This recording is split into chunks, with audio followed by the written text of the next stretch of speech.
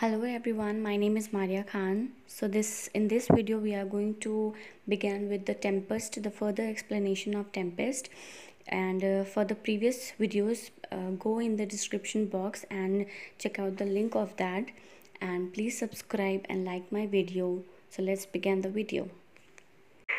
सो Miranda sir तो वो उससे लास्ट में पूछता है कि क्या तुम मेरी बात को अटेंशनली सुन रही हो या नहीं, तो वो बोलती है कि हाँ बिल्कुल, मैं बहुत ध्यान से सुन रही हूँ आपकी बात को। तो फिर प्रॉस्पेरो बताता है कि being once perfected how to grant suits and how to deny them, who to advance and who to trash, for overtopping new created the creatures that were mine। तो वो बोलता है कि अपने उसके बारे में बताता रहता है, being once perfected how to grant, मतलब कि क्योंकि वो राजा बन चुका था एंटोनियो, धीरे धीरे उसने सारी स्किल्स, सारी चीज़ें सीखी कि एक राजा को क्या क्या करना पड़ता है। तो वो जब परफेक्ट हो गया इस चीज़ में कि कैसे किसको जो है किसकी बात, क्योंकि एक राजा का क्या काम होता है कि अगर कोई उसकी प्रजा में किसी को कोई प्रॉब्लम होती है तो वो उनकी बातों को सुनता है, उनको सोल्यूशन देता है। किसी ने कोई क्राइम किया होता है तो उसको सज़ा देता है। तो जब उसने सारी चीज़ें लर्न कर ली कि कैसे क्या करना है, तो हाउ टू ग्रांट सूट्स मतलब कैसे चीज़ों को क्या किसकी बातें माननी है, किसकी बातें नहीं माननी है। How to deny and who to advance, मतलब किसकी बातें डिनाई करनी है, किसकी चीज़ों को नहीं मानना है, किन लोगों को नहीं सुनना है, किन लोगों की चीज़ों को नहीं मानना है, किन लोगों के, जैसे मान लो कोई किसी ने कोई गलत काम किया तो किसको सज़ा देनी है, किसको नहीं देना है, वो सब उसने मतलब फेयर अनफेयर देखना उसने छोड़ दिया। हु टू एडवांस मतलब कि किसको ऊंचाइयों पे पहुंचाना है, इन द सेंस कि किसको अपने साथ ज़्यादा, जैसे होता नहीं, जैसे अगर आपने बाहुबली मूवी देखी होगी तो ये इसमें बहुत ज़्यादा सिमिलर है बाहुबली मूवी के, क्योंकि जो उसका जो भाई होता है भल्लाल देव, जो भी नाम रहता है उसका, जो उसका भाई होता है, तो वो विलन होता है। तो उसके जितने भी देखा होगा आपने जो है सेकंड पार्ट में कि उसका जो जिसका गला वो काट देता है, तो उसको ही वो प्रजापति जो भी बना दे वो बना देता है। क्योंकि वो उसी की तरह ही ईविल माइंडेड होते हैं, जो ख़राब माइंड वाले होते हैं उनके ऐसे लोगों से दोस्ती भी होती है, राइट। तो जो है वो उसी तरीके का उसका दोस्त होता है। तो वो यही बोलता है कि उसको पता होता है कि किसको एडवांस करना है, मतलब कि किसको अपने अपने साथ रखना है, किसकी पोजीशन क्या देनी है, उसको ये चीज़ें पता था। And who to trash for overtopping, मतलब किसको, जो जैसे कोई ऊंचा पहुंच रहा है, किसको नीचे गिराना है और किसको क्या करना है, ये सब कुछ उसने अपनी तरह से मोल्ड कर दिया पूरे राज्य को, कि सारे इविल लोगों को उसने जो है वो अपने हाई पावर वाली पोजीशन दे दी, जितने जो अच्छे थे उन सबको खराब पोजीशन दे दी। और new created the creatures that were mine, और जो लोग जो मेरे सपोर्ट करते थे, जो मेरा साथ देते थे, उन लोगों को उसने बिल्कुल बदल दिया, उनको न्यू क्रिएचर की तरह बना दिया। जैसे एकदम नया जन्म होता नहीं आदमी का, कोई अच्छा इंसान जो है वो एकदम बुरा बन जाए, वैसा बना दिया उन लोगों को। आई से और चेंज देम, और या तो फिर उनको बदल दिया, मतलब एक तरीके से उनको या तो उनको नया कर दिया तो उनको बदल दिया, एक तरीके से इस तरह से उसने कर दिया। और एल्स न्यू फॉर्म देम, और उन लोगों को या तो मतलब बदल दिया, एक ही चीज़ है ये, तो या तो उनको क्रिएचर्स को मेरे अगेंस्ट एक नया क्रिएचर बना दिया, या तो उनको नया चेंज कर दिया, तो उनको नया बना दिया बिल्कुल। Having both the keys of officer and officers set all hearts it the state to what tune pleased his ear, मतलब कि जब उसे पता चल गया, अब सारे उसको पूरे राज्य की समझ लो चाबी उसको मिल गई थी, क्योंकि ऑफिसर्स भी उसके थे, ऑफिस भी उसका था, तो दोनों की उसके पास आ गई थी एक तरीके से, दोनों चाबियां उसके आ गई थी, ऑफिस भी उसी की, ऑफिसर्स भी उसी के। तो जो उसने पूरे अपने मतलब जो स्टेट था, स्टेट को उसी तरीके से उसने बदल दिया जो उसको कान मतलब set to what tunes his pleased his ear, मतलब कि जो उसको सुनना अच्छा लगता था, इन द सेंस कि जो वो चाहता था कि सामने जो चीज़ें हो उसी तरीके से उसने सबको बदल दिया था। मतलब होता ना कि जो सुर कान को अच्छा लगता है उसी तरीके से सारे एक ही राग में गाते थे जो चीज़ उसको पसंद थी। And that now he was the ivy which hid my princely trunk, और उसके बाद मतलब उसी के बाद जो है उसके अंदर एक बहुत ही ख़राब सी चीज़ों ने पैदा किया, जन्म लिया, मतलब कि एक बहुत ही हार्श चीज़ ने उसके अंदर जन्म लिया, जिसकी वजह से वो एक विलन बन गया। Oh good sir I do, तो उसके Prospero I pray thee mark me I thus neglecting word and all dedicated to closeness and bettering of my mind with that which but by being so retired मतलब वो ये बोलता है कि मैं तुमसे बोल रहा हूँ, फिर से वो कहता है कि मेरी बात को सुनो। तो ये बताता है कि मैं जो था मतलब अपनी दुनिया में इतना ज़्यादा खोया हुआ था कि मैंने बाकी सारी चीज़ों को इग्नोर कर दिया, निगलेक्ट कर दिया एक तरीके से, क्योंकि मैं इतना ज़्यादा अपनी चीज़ों में खोया था, अपनी पढ़ाई में, अपनी जादुई स्किल्स में, कि मैंने बाकी सारी चीज़ों को भूल गया और मैं अपना सारा टाइम डेडिकेट कर दिया था। Dedicated closeness and bettering of my mind, मतलब कि अपनी स्टडीज़ पे मैंने सारा दिमाग लगा दिया, सब कुछ कर दिया, सारा टाइम उसी पे डेडिकेट करता था। But buying being so retired oversized all popular rate, मतलब कि क्योंकि मैं इतना ज़्यादा अपने ख्यालों में, अपनी चीज़ों में बिजी रहता था और मैंने अपनी हर चीज़ अपने भाई को दे दी थी। My false brother awaken an evil nature, और उसके अंदर वो सारी चीज़ें जो धीरे धीरे वो ईविल चीज़ बन गई कि जब मैं राज्य इतना अच्छे से संभाल सकता हूँ तो उसके दिमाग में ख्याल आया कि मैं राजा भी तो बन सकता हूँ, मतलब सारी चीज़ें तो मैं ही कर रहा हूँ, हर काम मैं ही कर रहा हूँ, तो मैं राजा क्यों नहीं बन सकता, मैं राजा भी बन सकता हूँ। तो ये चीज़ उसके दिमाग और उसके साथ ही सपाटी उसको भड़काते भी थे, क्योंकि उन्हें पता था कि फ़ायदा होगा अगर ये रहेगा, क्योंकि वो सब भी ख़राब थे। And my trust like a good parent did बिगेट on him, मतलब कि वो ये कहता है कि जैसे एक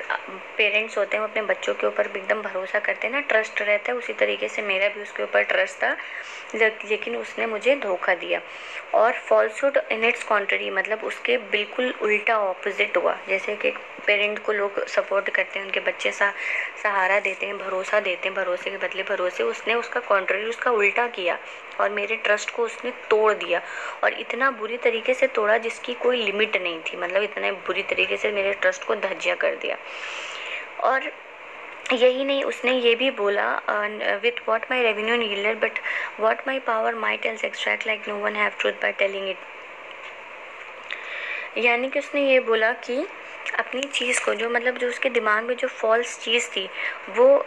कि उसे अपने ही झूठ पे धीरे धीरे भरोसा होने लगा। जैसे होता है ना कि आप अगर कोई चीज़ झूठ बोल रहे हो, डेली बोल रहे हो, बोलते बोलते अपने झूठ पर ही भरोसा हो जाए कि यही सच है, तो वो उसको ये लगने लगा था कि मैं ही राजा हूँ, मैं ही राजा हूँ, और वो झूठ धीरे धीरे उसको यकीन में बदलने लगा। उसको यकीन हो गया कि मैं ही राजा हूँ।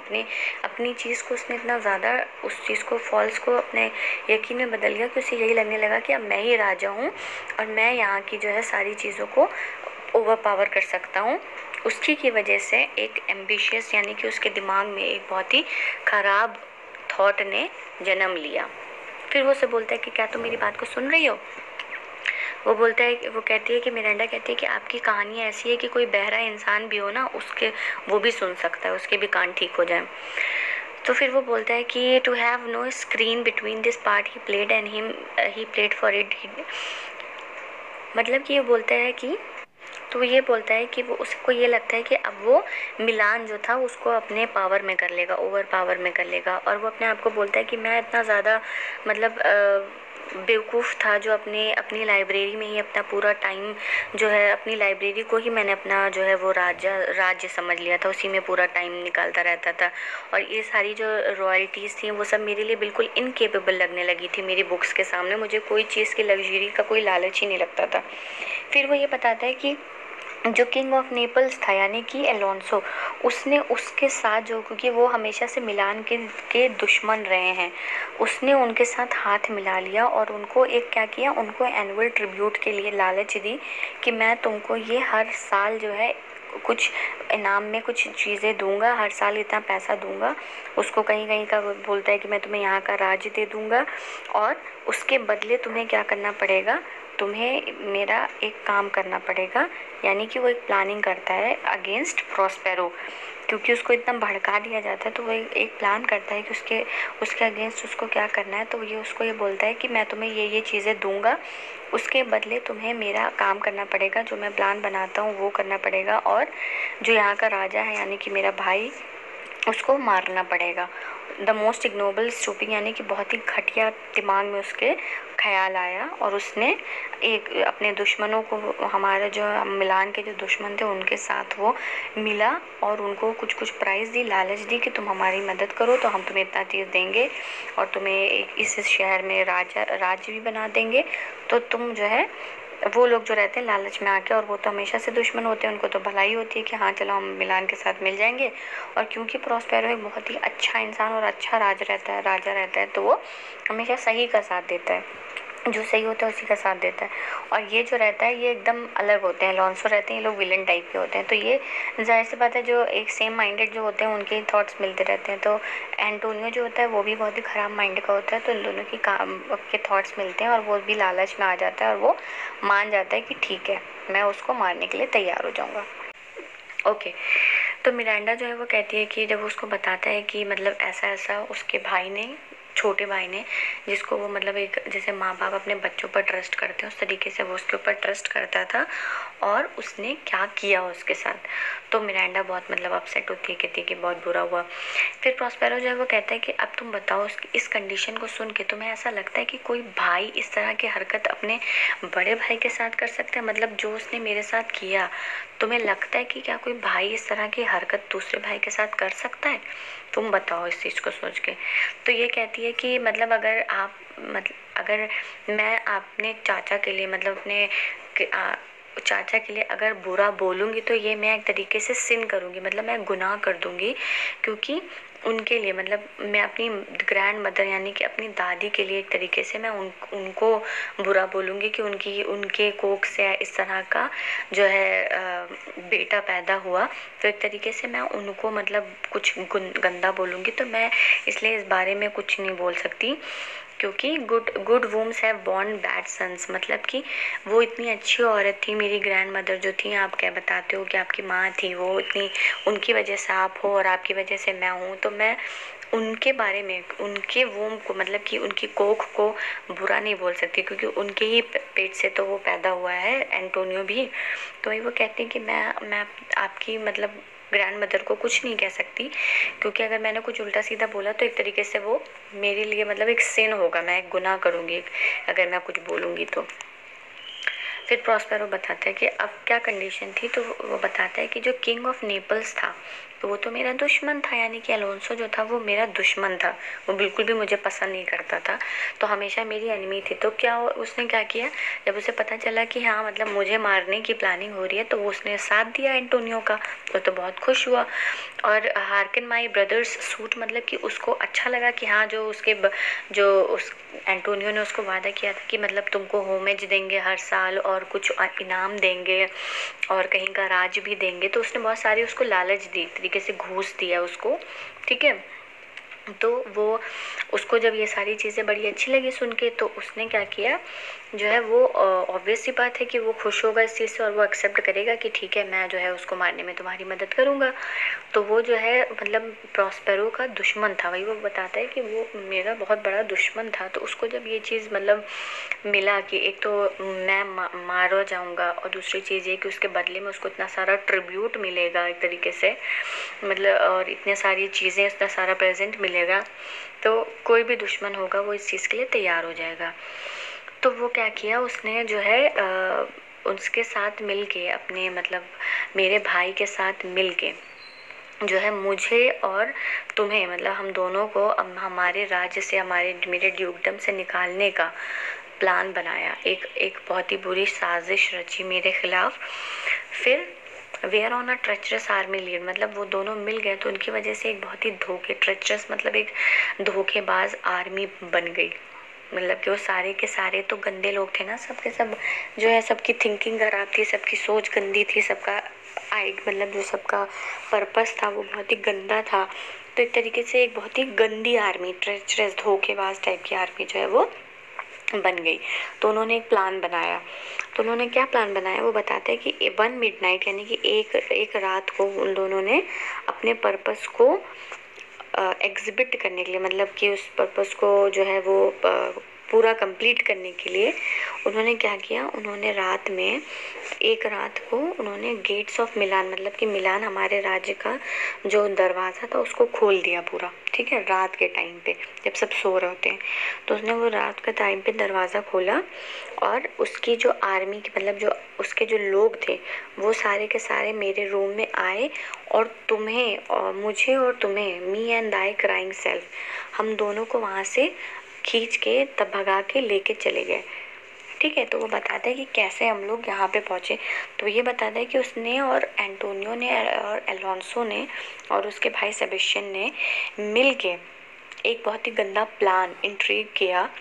क्या वो प्लान था कि उन्होंने एक रात को दरवाज़ा खोल दिया था। तो दरवाज़ा खोला था रात में राज्य का, तो वो सारे के सारे जिनको उस पर्पस के लिए रखा था वो अंदर घुस आए, ठीक है। और तुम्हें और मुझे, हम दोनों को यहाँ से लेके चले गए। फिर मिरांडा कहती कि सच अ पिटी, मतलब कि ये बहुत ही दुख वाली चीज़ है। तो कहती है I am not remembering how I cried out then, will cry it over again. कह रही है कि वो कहती है कि मुझे पता नहीं कि उस टाइम पे मैं कैसे रोई थी, लेकिन अगर मुझे पता होता तो शायद मैं अभी फिर से वैसे ही रोती, क्योंकि मुझे आपकी बातें सुन के बहुत ही बुरा लग रहा है। मतलब okay, it is a hint that brings mine eyes to it, मतलब कि वो एक तरीके से मुझे सोच के अभी भी मुझे वो चीज़ की कैसा आपको उस वक्त फील हुआ होगा, कैसा आपको लगा होगा, मुझे अभी भी रोना आ रहा है। तो अगर मुझे पता होता कि उस टाइम पे मैं कैसे रो रही थी ना, तो मैं अभी वैसे ही रोने लगती। ओके। फिर वो बोलता है कि here is a little further and then I'll bring you thee to the present business which now upon without the which this story was most impertinent। तो वो बताता है कि ठीक है सुनो, इसके बाद और भी चीज़ें हैं, क्या हुई थी उसके बाद मैं तुम्हें बताऊंगा अभी कि क्या हुआ था, ठीक है। तो अभी वो स्टोरी जो है पूरी नहीं हुई है, अभी पूरी कहानी सुनो जिसकी वजह से हम लोग यहाँ पे आए। ओके। तो मिरांडा बोलती है कि ठीक है, लेकिन ये बताइए कि उन्होंने हम लोगों को उस टाइम पे क्यों नहीं ख़त्म किया, मतलब वहीं पे क्यों नहीं मार दिया। वो ऐसा जैसे बोला दैट आर डिस्ट्रॉय अस, तो उन लोगों ने हमें उसी टाइम पे क्यों नहीं मार दिया, ठीक है। तो वो बताता है कि Prospero will demanded wench my tale provokes that question. वो बोलता है कि बहुत अच्छा क्वेश्चन तुमने पूछा, क्योंकि मेरी जो कहानी है वो जिसको भी मैं बताऊंगा वो सुन के यही पूछेगा कि उसने मतलब तुम्हें भगा के वहाँ से क्यों हटाया, उसने वैसे ही क्यों नहीं मार दिया तुम्हें, जब सारी चीज़ उसके अंडर कंट्रोल में थी तो उन्होंने क्यों नहीं वैसे मार दिया। ओके। तो तुमने बहुत ही अच्छा क्वेश्चन पूछा है, और मेरी जो टेल मतलब मेरी कहानी जो थी वो किसी को भी मैं सुनाता तो उसके दिमाग में भी इसी टाइप का क्वेश्चन आता। तो बताता है कि वो नहीं कर सकते थे, डियर दे डर्स नॉट, दे वो उनके अंदर हिम्मत नहीं थी करने की, because why so dear the love of my people bore me not set a mark so bloody on the business. तो बोलता है कि मेरे राज्य के जो लोग थे वो लोग मुझे इतना ज़्यादा चाहते थे, इतना प्रेज करते थे, मेरे जो राज्य के जो लोग थे, ठीक है, जो लोग जो जनता जिसको कहते हैं, वो लोग इतना ज़्यादा मुझे जानते थे, मुझे इतना प्यार करते थे कि अगर उनमें से किसी को पता चलता कि मेरा खून हुआ है, मेरा मर्डर हुआ है, तो वो सब के सब मेरे विलन को, मतलब कि जिन्होंने मुझे मारा था उनको सबको मार देते। वो लोग कभी भी उन लोगों को अब वहाँ का राजा नहीं बनने देते और वो लोग उनको मार देते, क्योंकि मेरे राज्य के लोग मुझसे बहुत ज़्यादा प्यार करते थे। With colours fair painted their foul ends. तो उसने बताया कि तो इस बिज़नेस को, क्योंकि उन लोगों को भी पता था कि ऐसा होगा, तो अपने जो गंदा काम था उसको उन्होंने एक मतलब कि एक अच्छे रंग से पुताई करके, जैसे कहते हैं ना पेंट करके, उसको उनके सामने प्रेजेंट किया दूसरी तरीके से, ताकि एक हादसे की तरह प्रेजेंट किया, ताकि उन्हें ये ना लगे राज्य वालों को कि हमारा मर्डर हुआ है, ऐसा लगे कि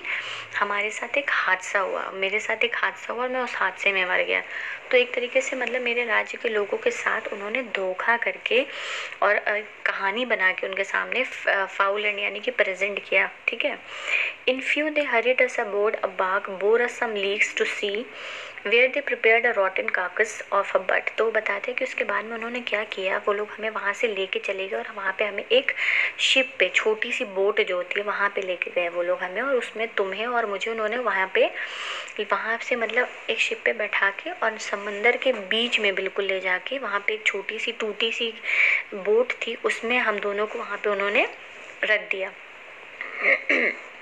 रॉटन कार्कस ऑफ अ बट, रॉटन मतलब सड़ी हुई थी वो बोट, बिल्कुल टूटी फूटी सी थी, बिल्कुल उसमें पानी भर रहा था, इतनी बेकार थी। Not rigged not tackle sail nor mast, मतलब कि उसमें जो है कुछ भी नहीं चल सकता था, ना वहाँ पे जो सेल कर सकते थे आप उसे चला सकते थे, और जो टैकल होता है जिससे कि बोट चलती है, मैस्ट होता है, कुछ भी नहीं था उसमें, सब कुछ ख़राब था, वो टूटी फूटी थी। उसमें हमको उन्होंने बैठा दिया क्योंकि उन्हें पता था कि समंदर के बीच में तो हम लोग मर जाएंगे। The very rats instinctively had to quit it, मतलब कि कि उसमें जो चूहे तक थे, जो उस बोट में जो चूहे थे वो भी उससे कूद कूद के नीचे से पानी में चले गए थे, क्योंकि वो बिल्कुल टूटी थी और उसमें पानी आ रहा था। और फिर वो बताता है there they hoist us to cry to the sea roar to us. फिर वो बोलता है कि जब हम लोग उसमें बैठ के हम दोनों रो रहे थे तो ऐसा लग रहा था कि जो सी है वो हमारे लिए खुद भी रो रही है। मतलब कि वो समंदर जो था, जो सी थी, जो नदी था, जो भी था वहाँ पे पानी जो था, वो हम लोग तो रो रहे थे और ऐसा लग रहा था कि वो हम पे तरस खा के पानी भी रो रहा है, वो समंदर भी रो रहा है हम पे तरस खा के, हमारा रोना देख के। To the winds whose pity sang back again did us but living wrong. मतलब कि वहाँ की जो हवा थी उसमें इतनी ज़्यादा कहते हैं कैसे ना, कभी कभी कुछ बुरा होता है तो जैसे लगता है पूरा सब कुछ एकदम मनहूस सा लगता है, बहुत दिन खराब लगता है, वेदर भी खराब लगता है, सब कुछ एकदम गंदा लगता है। तो वही वो बोल रहा था कि जब हम लोग उसमें बैठे, जब वो लोग हमें उसमें छोड़ के गए, तो ऐसा लग रहा था कि वहाँ का पानी भी रो रहा है, वहाँ की नदियाँ भी रो रही हैं, और जो हवा चल रही है वो भी हमें देख के, हमारे सिचुएशन को देख के अपसेट है। साइंग बैक अगेन, मतलब कि जैसे कि हमारे लिए वो जो है रो रही है एक तरीके से, जैसे हम रो रहे थे तो हमारे लिए वो भी रो रही थी कि हमारे साथ इतना बुरा हुआ है। ठीक है, फिर मिरांडा कहती है कि alack what trouble was I then to you. मतलब वो बोलती है कि मतलब मुझे सोच के कितना बुरा लग रहा है कि उस टाइम पे मैं आपके लिए कितना बड़ा ट्रबल रही होंगी, कितना आपको मेरी वजह से स्ट्रगल करना पड़ा होगा। तो प्रॉस्पेरो कहता है कि दाउ वॉज दैट डिड प्रिजर्व मी। मतलब वो बोलता है चिरबन, मतलब कि एक जैसे कहते हैं ओ बेबी या ओ चाइल्ड या ओ एंजल। तो वो बोलता है कि तुम जो हो, तुम्हारी वजह से समझ लो मुझे उस वक्त उस मौके में अपने आप को बचाने की एक हिम्मत मिली थी। मतलब जो तुम्हारी एक जो स्माइल थी जो तुम उस वक्त मुझे दे रही थी, मुझे देख के, तो उस स्माइल की वजह से मेरे अंदर एक हिम्मत आई कि मैं जो है उस चीज़ से लड़ूं, उस चीज़ की मतलब आखिरी अगर फ्यू ड्रॉप्स भी अगर उसकी बची हो तो भी मैं उसमें जो है एक तरीके से मैं सेल करूं, कोशिश करूं अपने आप को उस जगह से बचाने की और वहाँ से निकलने की। ठीक है, तो ये बोलता है कि जो तुम्हारी जो स्माइल थी, मतलब ऐसा होता है ना कि पेरेंट्स जो होते हैं हमेशा अपने बच्चों के लिए, चाहे वो मतलब माँ बाप होते हैं, वो भले ही उनकी लाइफ में जितनी भी परेशानी क्यों ना हो, लेकिन जो उनके बच्चे होते हैं, अपने बच्चों की वजह से वो हमेशा मूव ऑन करने की उनके अंदर एक हिम्मत होती है आगे बढ़ने की, और वो कोशिश करते चले जाते हैं, अपने सारे स्ट्रगल से लड़ते जाते हैं। तो वही वो बोलता है कि मैं मतलब जो है तुम्हें देख के, जो तुम्हारे चेहरे पे जो स्माइल थी उसकी वजह से जो है मैं उस चीज़ से और मुझे लड़ने की हिम्मत मिल रही थी। ठीक है, तो मतलब एक तरीके से जो वहाँ पे जो सिचुएशन चल रही थी उससे मुझे एक सहारा मिला था कि मैं आगे बढ़ूँ, अपने आप को बचाऊँ। तो फिर वो पूछती है कि अच्छा तो हम लोग यहाँ पे कैसे आए, by how did we came we ashore. मतलब हम लोग यहाँ इस किनारे, इस आइलैंड पे कैसे आए, बचे कैसे, अगर हम मरने वाले थे तो हम बचे कैसे। तो प्रॉस्पेरो से बताता है कि बाय प्रोविडेंस डिवाइन, मतलब कि एक तरीके से किस्मत की वजह से समझ लो, या ऊपर वाले का करिश्मा या ऊपर वाले का हाथ था हमारे ऊपर इस वजह से। तो बोलता है कि जो है जो some food we had and some fresh water that a noble Neapolitan Gonzalo. मतलब वो सब बताता है कि हमारी जो शिप थी उसके ऊपर एक जो नेपल्स का जो राजा था अलोंसो, उसके अंडर में जो काम करता था गोंजालो, वो मतलब गोंजालो, मैंने आप लोग को पहले भी बताया था कि गोंजालो जो है वो पॉजिटिव कैरेक्टर का रहता है बंदा। ठीक है, ऑल्दो उसकी फाइट हो जाती है बोट्समैन से एक्ट 1 सीन 1 में, लेकिन वैसे वो जेन्युइनली इंसान अच्छा रहता है। तो उसको वो का टास्क दिया जाता है कि जो है प्रॉस्पेरो को जो रात में मिलान का दरवाज़ा खोल देते हैं और उन लोगों को, जो लोग वहाँ से उठा के ले जाते हैं, उसमें से जो मेन लीड कर रहा होता है उस टास्क को, वो गोंजालो होता है। तो जैसे आप लोगों ने बाहुबली मूवी देखी है तो उसमें कटप्पा को उसकी जो वो रहती है देवसेना टाइप की जो भी रहती है, वो उसे कमांड करती है तो उसे फॉलो करना पड़ता है, लेकिन वो कहीं ना कहीं रहता आदमी अच्छा है, राइट। तो उसी तरीके से यहाँ पे गोंजालो का कैरेक्टर है कि वो अच्छा रहता है, लेकिन क्योंकि उसे उसके जो लॉर्ड वगैरह होते हैं वो उसे कमांड करते हैं तो उसे वो काम करना पड़ता है। तो वही होता है जो प्रॉस्पेरो को वहाँ से किंगडम से उठा के लेके आके उस बोट पे, सड़ी हुई जो टूटी फूटी बोट रहती है उस पे उन लोगों को लेके जाते हैं। लेकिन वो क्या करता है, वो उस बोट पे कुछ फ्रेश वाटर और फूड, यानी कुछ बेसिक खाने का सामान और पानी, और कुछ उसकी जो बहुत ही ज़्यादा चीज़ें आउट ऑफ चैरिटी, मतलब एक तरीके से उसके अंदर बहुत दया थी, तो उसने दया के वजह से उसने उस बोट पे कुछ खाना रख दिया था, कुछ फूड रख दिया था, कुछ बेसिक चीज़ें रख दी थी जैसे कि गारमेंट्स हो गया, कुछ नॉर्मल स्टफ्स हो गया, और मेरी जो भी नेसेसरी चीज़ें जो होती है ना वो सब रख दिया था। और वो भी उसने रख दिया था उस पर सो ऑफ हिज जेंटलनेस, मतलब इतना ज़्यादा जेंटल था कि उसे पता था कि मुझे अपनी बुक बहुत ज़्यादा प्यारी है। Knowing I love my book, मतलब उसे ये चीज़ पता था कि मैं अपनी बुक से बहुत ज़्यादा प्यार करता हूँ। तो उसने क्या किया, उसने मेरी जो सारी बुक्स थी लाइब्रेरी से वो सब उठा के इस जो है बोट पे भी वो भी रख दिया। मतलब सारी बेसिक चीज़ें उसने जो है वो उस पे ला के रख दिया। तो फूड हो गए, कपड़े हो गए, और भी बहुत सारी जो बेसिक डेली लाइफ की चीज़ें होती हैं,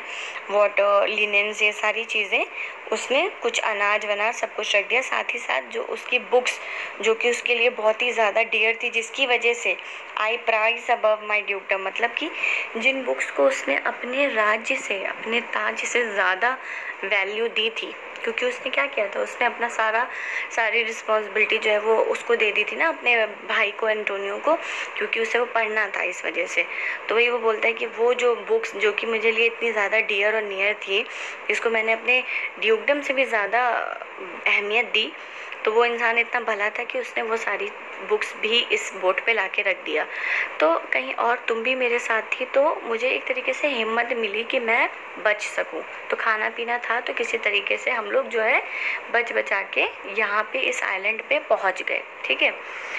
और थोड़ा सा वो जादूगर भी था तो उसने थोड़ी बहुत जो है, मतलब एक तरीके से देखा जाए तो वही कहते हैं ना कि जब इंसान का वक्त होता है तभी उसे मरना होता है, तो उस टाइम पे प्रॉस्पेरो का और मिरांडा का वक्त नहीं था मरने का, तो इस वजह से वो लोग बच गए।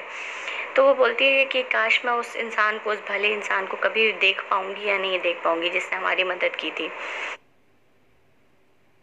फिर वो उसे बताता है कि ठीक, फिर वो कहता है कि नाउ आई अराइज, मतलब वो खड़ा हो जाता है। फिर बोलता है कि तुम बैठी रहो और मेरी बात, आखिरी बात सुनो। तो ये बोलता है कि मैंने तुम्हें यहाँ पे लाया इस आइलैंड पे, और यहाँ पे मैंने तुम्हें इतना अच्छे से मतलब पाला, इतने अच्छे से, आई दाई योर स्कूल मास्टर, मतलब मैं यहाँ पे तुम्हारा ट्यूटर बना, तुम्हारा स्कूल मास्टर बना, और मैंने तुम्हें इतनी अच्छी प्रिंसेस बनाया जितनी कि जो पैलेसेस में प्रिंसेस जितनी नहीं होती है उनसे भी ज़्यादा तुमको मैंने अच्छी एक प्रिंसेस बनाया, जिस पे and that have more time for Vanern hours and tutors not so careful, मतलब कि जो पैलेस में जो ट्यूटर्स आते हैं, जो रानियों को पढ़ाते हैं या सिखाते हैं कि कैसे उन्हें प्रिंसेस की तरह रहना है, तो वो लोग वेन यानी कि वो लोग फालतू में टाइम खाली फोकट में बेकार करके बस अपना पैसा जमा करने के लिए आते हैं और इतने अच्छे से नहीं पढ़ाते। लेकिन मैंने, क्योंकि मैं तुम्हारा जो है स्कूल मास्टर था, और मैंने तुम्हें इतने अच्छे से, इतने ग्रेसफुली ब्रॉटअप किया है यहाँ पे कि तुम जो है, मतलब तुम्हारे अंदर एक तुम बहुत ही अच्छी और एक बहुत ही इंडिपेंडेंट लड़की बनके जो है यहाँ पे निकली हो। इतनी शायद तुम वहाँ उस पैलेस में नहीं हो पाती। तो मैं तुम्हारा यहाँ पे स्कूल मास्टर था, तुम्हारा ट्यूटर था, और मैंने तुम्हें बहुत ही ज़्यादा अच्छे से यहाँ पे सारी स्किल्स जो एक प्रिंसेस के अंदर होनी चाहिए वो तुम्हें बनाया, और तुम एक बहुत ही अच्छी और बहुत ही कायदे वाली जो है एक प्रिंसेस बनी। तो ये बताता है उसे, ठीक है। फिर वो मिरांडा बोलती है कि आई थैंक यू फॉर दिस, लेकिन मुझे अभी भी एक चीज़ मेरे दिमाग में चल रही है, मेरे दिमाग में एक चीज़ अभी भी हिट कर रही है कि ये रीज़न क्या था आपको ये तूफ़ान लाने का जो आप लेके आए हो, जो मैंने बताया था कि जो टेम्पेस्ट जो आया था, जो एक्ट 1 सीन 1 में जो सी में चल रहा था, तो वो पूछती कि मुझे अभी भी नहीं पता चला कि रीज़न क्या था आपका वो लेने का, टेम्पेस्ट लाने का। तो वो उसे बताता है कि एक्चुअली हुआ क्या, by accident most strange bountiful Fortune, मतलब कि मेरा मतलब एक किस्मत की बात थी, एक इत्तेफाक ऐसा था कि मेरी किस्मत थी, समझ लो मेरे जो कहते हैं ना, आई फाइंड माई जेनिथ, यानी कि मेरे जो कहते हैं कि आपके राज्य के जो सितारे होते हैं ना, जो एक होता है जेनिथ, यानी कि जो आपके कुंडली के जो सितारे होते हैं, तो वो बोलता है कि मेरा मतलब एक तरीके से एक मेरे जो सितारे, जो सारे ग्रह थे वो बहुत ही अच्छे चल रहे थे मेरी, तो एक्सीडेंटली ऐसा हुआ कि ये लोग हमारे ही आइलैंड से पास होके गुजर रहे थे, और मुझे, क्योंकि मैं एक जादूगर हूँ, तो मुझे मेरे सेंसेस की वजह से पता चल गया था कि वो लोग यहाँ से गुजरने वाले हैं, ठीक है।